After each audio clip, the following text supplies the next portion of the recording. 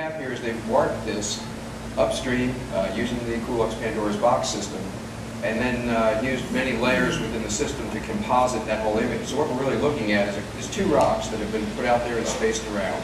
We're looking at some water that was actually created out of 2 or 3 different media layers that are laid over each other and keyed in real time.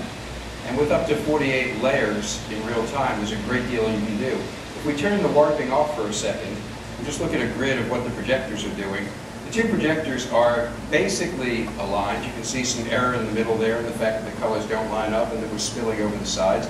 If we turn the warp grid back on, that's actually what we're doing to correct it. And a lot of times that correction is somewhat counterintuitive, because you're trying to actually make something so that lines of video flow out correctly over a surface and not necessarily perfectly square blocks. But as he brings up some... We can also do something else which I find pretty effective, and that is rather than use the panels and paint the video layer to the panel, we can use the panels as a reveal. So as we move, we're moving along the video bitmap to reveal different parts of the image. That's fabulous.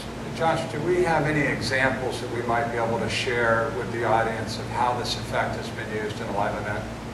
Effective in showing the sort of accuracy and ease that we can move content around with.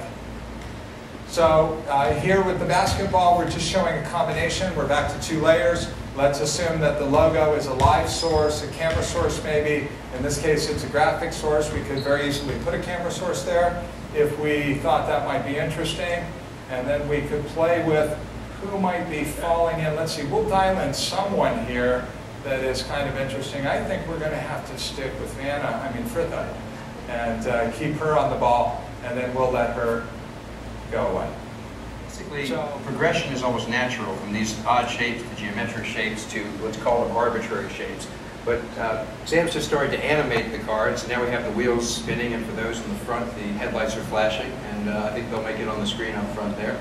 And the idea is that basically there are 4 projectors here, and those 4 projectors are coming out of 2 servers, and those 2 servers are acting in unison. The system can be expanded to as many levels as need be, so that everything can be used in one big environment to work with it. We'll get tired of the candy bar, and we'll go for the ice cream cone, because I really feel like that's much better.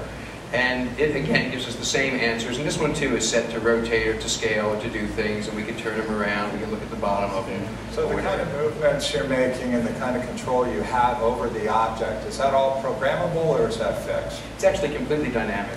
The issue right now is that I'm working right now in an imaginary box that's about this big, and if I put my hands inside of this box within this space here, it's doing things, and if I do different elevations, it'll do different things as well. So it has to do with how we set that up, but that could be changed on the fly to any other type of gestural behavior.